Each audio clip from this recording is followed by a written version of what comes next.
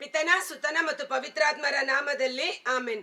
ಸಿಂಹದ ಮೇಲೂ ಸರ್ಪದ ಮೇಲೂ ನಡೆದೇ ಸಾಗುವೆ, ವೈರಿಯ ಸಕಲ ಶಕ್ತಿಯ ಜಯಿಸಲು ಅಧಿಕಾರ ನಮಗುಂಟು. ಹಲ್ಲೆಲೂಯಾ ಆನಂದವೇ, ಹಲ್ಲೆಲೂಯಾ ಆನಂದವೇ, ಸ್ತುತಿಸುವೆ ಸ್ತುತಿಸುವೆ ಸ್ತುತಿಸುತ್ತಲೇ ಇರುವೆ. ಪ್ರಭು ಕ್ರಿಸ್ತರಲ್ಲಿ ಆತ್ಮೀಯ ಸಹೋದರ ಸಹೋದರಿಯರೇ, ಈ ದಿನದ ಮುಂಜಾನೆಯ ಜೀವಸ್ವರ ಕೀರ್ತನೆಗಳ ಗ್ರಂಥ 1ನೇ ಅಧ್ಯಾಯ ವಚನ 4ರಿಂದ ನಿನ್ನೆ ಮೊನ್ನೆ ದೇವರ ವಾಕ್ಯವನ್ನ ಧ್ಯಾನಿಸುವುದರ ಒಂದು ಅಭಿಷೇಕ, ಧ್ಯಾನಿಸುವುದರ ಮೂಲಕ ನಮಗೆ ಸಿಗುವ ಆಶೀರ್ವಾದಗಳನ್ನ ನಾವು ಕಲಿತುಕೊಂಡೆವು. ಎಲ್ಲರೂ ಧ್ಯಾನಿಸೋದು ಪ್ರಾರಂಭ ಮಾಡಿದ್ದೀರಾ? ಎಸ್. ದೇವರ ವಾಕ್ಯಕ್ಕಾಗಿ ಸಮಯ ಪ್ರತ್ಯೇಕಿಸಿ ದೇವರ ವಾಕ್ಯ ಓದಿ ಕೇಳಿಸಿಕೊಳ್ಳಿ, ಅದನ್ನ ಮೆಲುಕು ಹಾಕಿ ನಂಬಿಕೆಯಿಂದ ಧ್ಯಾನಿಸುವಾಗ ಅದು ಇಡೀ ದೇಹಕ್ಕೆ ದಿವ್ಯ ಔಷಧಿಯಾಗಿ ಮಾರ್ಪಾಡಾಗುತ್ತದೆ. Price the lord. ನಿಮ್ಮ ಶರೀರದಲ್ಲಿ ಅದು ಪ್ರಕಟವಾಗುತ್ತದೆ. ಆ ಕೀರ್ತನೆ 1 ವಚನ 4, ದುರುಳರಾದರೋ ತೂರಿ ಹೋಗುವರು, ಬಿರುಗಾಳಿಗೆ ತರಗಲೆಯಾಗುವರು. ದುಷ್ಟ ಜನರು, ದುರ್ಜನರು, ದೇವರ ಮಕ್ಕಳಿಗೆ ವಿರೋಧವಾಗಿ ನಿಲ್ಲುವ ದುರುಳರು ತೂರಿ ಹೋಗುವರು. ಯಾವ ರೀತಿ? ಬಿರುಗಾಳಿ ಬೀಸಿದಾಗ ಈ ಮರದಿಂದ ಉದುರಿದ ಒಣಗಿದ ಎಲೆಗಳು, ತರಗಲೆ ಅಂದ್ರೆ ಹಚ್ಚ ಹಸುರಾದ ಎಲೆಗಳು ಮರಕ್ಕೆ ಅಂಟಿಕೊಂಡಿರುತ್ತವೆ. ಆದರೆ ಯೇಸುವಿನಿಂದ ಬೇರ್ಪಟ್ಟು ಕತ್ತರಿಸಿ ಬಿಸಾಡಲ್ಪಟ್ಟ ಎಲೆಗಳು ಒಣಗಿ ಹೋಗುತ್ತವೆ. ಆ ಒಣಗಿದ ಎಲೆಗಳು, ತರಗಲೆಗಳು ಬಿರುಗಾಳಿ ಬೀಸಿದಾಗ ಹಾರಿ ಹೋಗುತ್ತವೆ. ಹುಡುಕಿದರೂ ಅವು ಸಿಗುವುದಿಲ್ಲ, ನಮ್ಮ ಕಣ್ಣಿಗೆ ಮರೆಯಾಗಿ ಹೋಗುತ್ತದೆ. ಆದ ಕಾರಣ ಧೈರ್ಯವಾಗಿರಿ. ದೇವರ ಮಕ್ಕಳಿಗೆ ವಿರೋಧವಾಗಿ ಕಾರ್ಯ ಮಾಡುವ ದುರುಳರು, ದುರ್ಜನರು ತರಗಲೆಯಂತೆ ಬಿರುಗಾಳಿ, ಪವಿತ್ರಾತ್ಮರ ಬಿರುಗಾಳಿ ಬೀಸಿದಾಗ ಅವರು ಹಾರಿ ಹೋಗುವರು. ಎಂದೇ ನಿಲ್ಲಲಾರರು ದುರುಳರು ನ್ಯಾಯಸ್ಥಾನದಲ್ಲಿ, ಸದಸ್ಯರಾಗರು ಪಾಪಿಗಳು ಸಜ್ಜನರ ಸಂಘದಲ್ಲಿ. ನ್ಯಾಯಸ್ಥಾನದಲ್ಲಿ ದುರುಳರು ನಿಲ್ಲಲು ಸಾಧ್ಯವಿಲ್ಲ. ಯಾಕಂದ್ರೆ ಅವರ ದುರುಳರು ಅಂದ್ರೇನು? ದುರಾಲೋಚನೆಗಳು, ದುಷ್ಟ ಮಾರ್ಗಗಳಲ್ಲಿ ನಡೆಯುವವರು, ಪರರಿಗೆ ಕೇಡನ್ನು ಮಾಡಲು ಹಾತೊರೆಯುವವರು.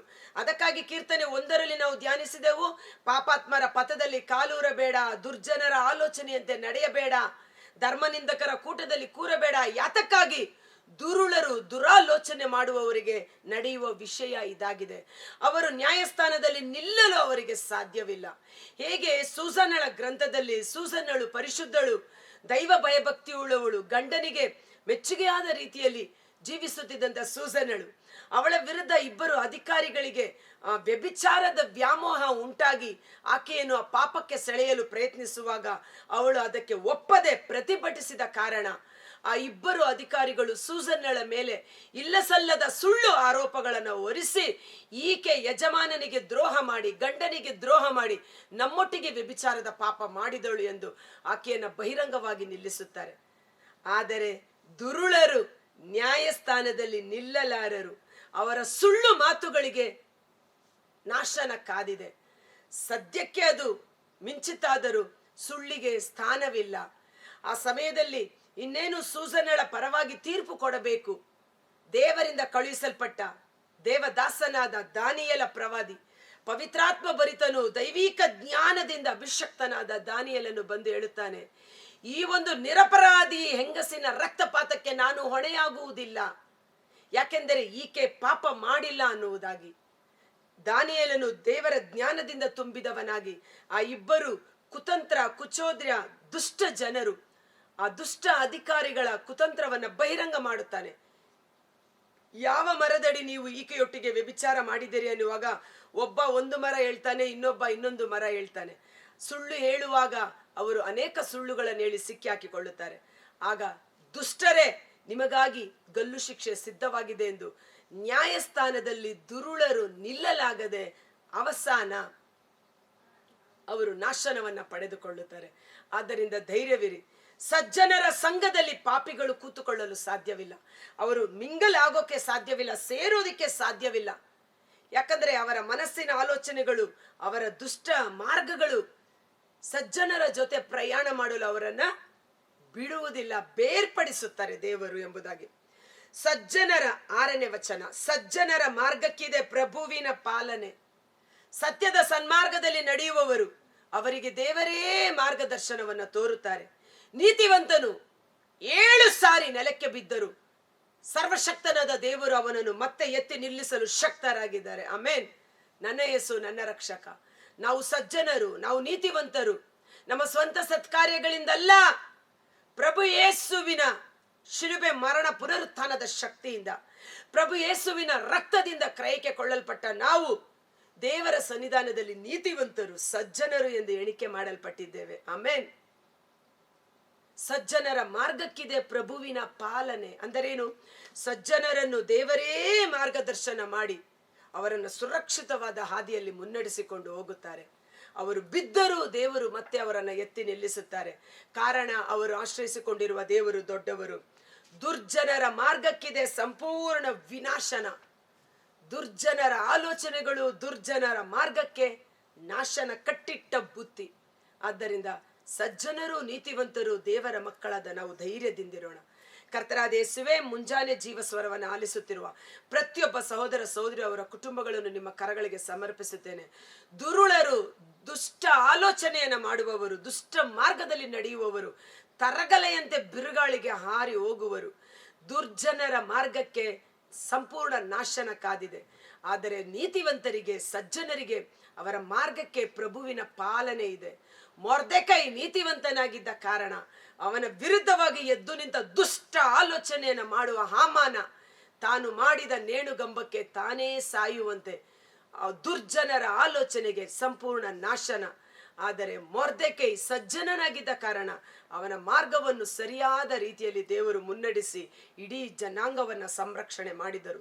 ಪ್ರವಾದಿ ಯೆಶಾಯನ ಗ್ರಂಥ 48ನೇ ಅಧ್ಯಾಯ ವಚನ 17ರಲ್ಲಿ, ಇಗೋ ನಾನು ನಿಮಗೆ ಕ್ಷೇಮಕರವಾದ ಮಾರ್ಗವನ್ನು ಬೋಧನೆ ಮಾಡುವ ದೇವರು. ಬರೀ ಬೋಧನೆ ಮಾಡುವುದ ಮಾತ್ರವಲ್ಲ, ನಮಗೆ ಕ್ಷೇಮಕರವಾದ ಮಾರ್ಗದಲ್ಲಿ ನಮ್ಮ ಕೈ ಹಿಡಿದು ನಮ್ಮನ್ನು ಮುನ್ನಡೆಸುವ ದೇವರು ನಮ್ಮೊಟ್ಟಿಗಿದ್ದಾರೆ. ಅವರ ಆಲೋಚನೆಗಳು ಉತ್ತಮವಾದುದು. ಈ ದಿನ ನಮ್ಮ ಎಲ್ಲ ಆಲೋಚನೆಗಳನ್ನು, ನಮ್ಮ ಎಲ್ಲ ಮಾರ್ಗಗಳನ್ನು, ನಮ್ಮ ಎಲ್ಲ ತೀರ್ಮಾನಗಳನ್ನು ಪ್ರಭು ಯೇಸುವಿಗೆ ಒಪ್ಪಿಸೋಣ. ಪ್ರವಾದಿ ಯೆಶಾಯನ ಗ್ರಂಥ 55ನೇ ಅಧ್ಯಾಯ ವಚನ 6ರಂತೆ, ನಿಮ್ಮ ಆಲೋಚನೆ ಅಥವಾ ದೇವರ ಆಲೋಚನೆ ನಮ್ಮ ಆಲೋಚನೆ ಅಂತಲ್ಲ, ದೇವರ ಮಾರ್ಗ ನಮ್ಮ ಮಾರ್ಗದಂತಲ್ಲ. ದೇವರ ಆಲೋಚನೆ, ದೇವರ ಮಾರ್ಗ ಉತ್ತಮವಾದುದು, ಉನ್ನತವಾದುದು. ದೇವರು ನಮ್ಮ ಬಗ್ಗೆ ಮಾಡಿಕೊಂಡಿರುವ ಎಲ್ಲಾ ಪ್ಲಾನ್ಸ್, ಎಲ್ಲಾ ಆಲೋಚನೆಗಳು ಒಳ್ಳೆಯದೇ ಆಗಿದೆ, ಹಿತಕರವಾದದ್ದಾಗಿದೆ. ಆದ್ದರಿಂದ ದೇವ, ನಮ್ಮ ಮಾರ್ಗವನ್ನು ಸರಾಗ ಮಾಡಿರಿ. ನಮ್ಮ ಆಲೋಚನೆಗಳನ್ನ ಪವಿತ್ರೀಕರಿಸಿ, ನನ್ನ ಹೃದಯವನ್ನ ಪರಿಶೋಧಿಸಿ ನೋಡು, ನನ್ನ ಮಾರ್ಗವನ್ನ ಪರಿಶೋಧಿಸಿ ನೋಡು. ನನ್ನ ಹೃದಯದಲ್ಲಿ ಕೇಡಿದೆಯೇ ನೋಡು, ಆ ಕೇಡಿನಿಂದ ನನ್ನನ್ನು ಶುದ್ಧ ಮಾಡು. ನನ್ನ ಮಾರ್ಗದಲ್ಲಿ ಕೇಡಿದೆಯೇ ನೋಡು, ನನ್ನನ್ನು ಸರಿಯಾದ ಮಾರ್ಗಕ್ಕೆ ಮುನ್ನಡೆಸು.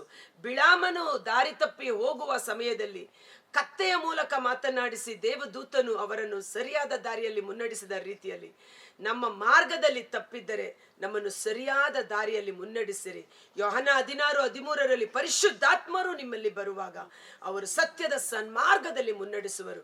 ಓ ಪರಿಶುದ್ಧಾತ್ಮರೇ, ನಮ್ಮೊಳಗೂ ನಮ್ಮೊಡನೆಯೂ ವಾಸ ಮಾಡುವ ದೇವರ ಆತ್ಮರೇ, ನಮ್ಮನ್ನು ಚೆನ್ನಾಗಿ ಅರಿತುಕೊಂಡಿರುವ ಸ್ವರ್ಗದ ಶಕ್ತಿಯೇ, ತಂದೆ ದೇವರ ಚಿತ್ತಕ್ಕನುಗುಣವಾಗಿ, ಪ್ರಭು ಯೇಸುವಿನ ವಾಕ್ಯಕ್ಕನುಗುಣವಾಗಿ ಸತ್ಯದ ಸನ್ಮಾರ್ಗದಲ್ಲಿ ನಮ್ಮನ್ನು, ನಮ್ಮ ಕುಟುಂಬವನ್ನು, ನಮ್ಮ ಮಕ್ಕಳನ್ನು ಮುನ್ನಡೆಸಿರಿ. ಈ ಜೀವಸ್ವರದ ಎಲ್ಲ ಕುಟುಂಬಗಳನ್ನು ಆಶೀರ್ವದಿಸಿರಿ. ಅವರ ಕೈಕೆಲಸಗಳು ಅಭಿಷೇಕಿಸಲ್ಪಡಲಿ. ಅವರ ಹೋಗೋಣ ಬರೋಣ ಸಂರಕ್ಷಿಸಲ್ಪಡಲಿ. ಅವರ ಮನಸ್ಸಿನ ಆಲೋಚನೆಗಳು, ಅವರ ಹೃದಯದ ಧ್ಯಾನ, ಬಾಯಿಯ ಮಾತು ದೇವರಿಗೆ ಮೆಚ್ಚುಗೆಯಾಗಿ ಮಾರ್ಪಾಡಾಗುವಂತೆ ಪರಿಶುದ್ಧಾತ್ಮರು ನಮ್ಮನ್ನು ಆಳ್ವಿಕೆ ಮಾಡಲಿ. ಯೇಸುವಿನ ಅದ್ಭುತಕರವಾದ ನಾಮದಲ್ಲಿ ಪ್ರಾರ್ಥಿಸಿ ಬೇಡಿ ಹೊಂದಿಕೊಳ್ಳುತ್ತೇವೆ. ಆಮೆನ್. God bless you.